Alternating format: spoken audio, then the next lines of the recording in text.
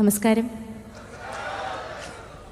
ഈ ഇറങ്ങിയ ലോക എന്ന് പറഞ്ഞ സിനിമയിൽ അറിയായിരിക്കും, പലർക്കും മുന്നേ കേട്ടിട്ടുണ്ടാവും.